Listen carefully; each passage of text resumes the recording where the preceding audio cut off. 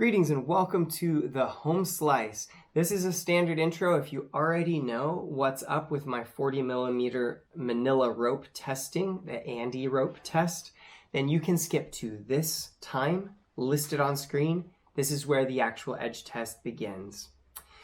If you haven't been here before, then you've caught me in the middle of a testing series where I'm taking Victorinox knives because they're simple steel that's mainly just steel. There's not a bunch of extra alloys and carbide things going on in them. And I'm testing what different sharpening stones do to them. I'm testing fine, medium, and coarse stones individually.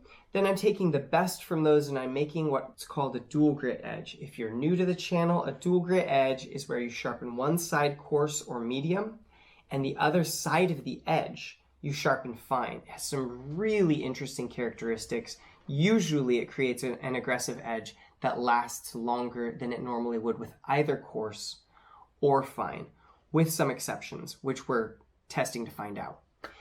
Anyway, my test consists of, I've got a little goofy rig that I slice through a 1 centimeter thick sisal rope, and it's on a 45-degree wedge. It's intended to transfer that force down, and then I measure how many kilograms of pressure it took to slice through the rope while holding the rope vertical.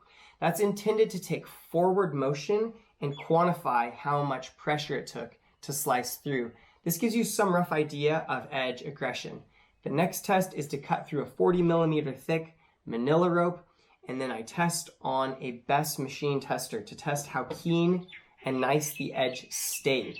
I do that until it's over 400 grams on the Best tester, checking with microscope and checking to see when it loses shaving capability in between tests. After 3, I will hammer the edge into a pine piano leg, and that's just to see if any of the edges break on impact. There are certain sharpening methods I've found that create an edge that's not as robust to impact tasks, and I want to kind of weed those out because for a working edge, I want it to be reasonably durable.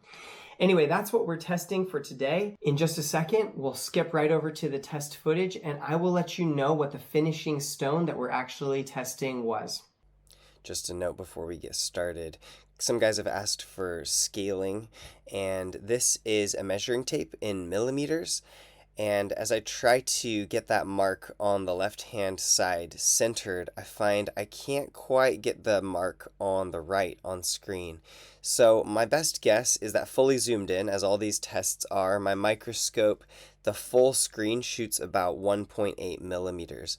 Now I've put 36 hyphens on screen, which means each of those is roughly 50 microns. So I'll bring that back later in the videos for scale.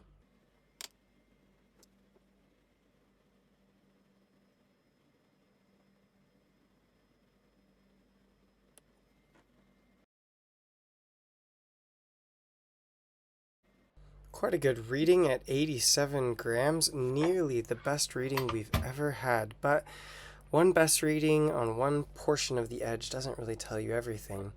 The story on this edge, which has got quite a good aggression reading as well at 0.4, is that these are two stones, the Shapton Glass 8000 grit, which is, I believe, the side you're looking at now, and the Arkansas Translucent are two stones that individually performed the two top best performing numbers for like a medium fine and a fine edge by themselves. So when you sharpen both sides of the edge with the Shapton Glass 8000 grit, when you sharpen both sides with the Arkansas Translucent, which you're looking at now, they both have quite good longevity and good characteristics. Now I've had all of these really interesting results with dual grit edges where you use a coarse stone on one side and a fine stone on the other.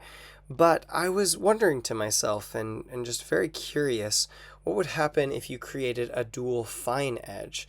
The benefits that you see of retaining aggression but cleaning each other up between a coarse and a fine stone. What if we did 2 fine stones? So this is that experiment.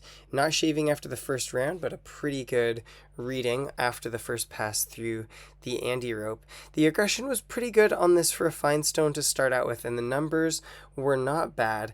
With fine stones in this rope cut testing, which is admittedly biased toward more aggressive, coarse stones, you often see the fine stones drop off late in the game.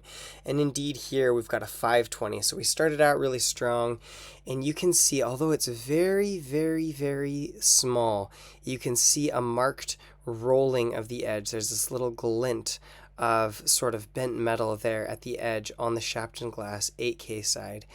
Those double bars are about 100 microns across, and I would estimate that that rolled over line is probably just 10 microns, but it's enough for the edge to operate more as a wire edge and present more of a rounded surface to the rope and drop in cutting efficiency. Although you could clean up that wire edge with a strop if you got creative and figured out a system, some of the stones, as you put them together in dual grit edges, clean up each other a little bit more straight off the stone and therefore are easier to deburr going forward.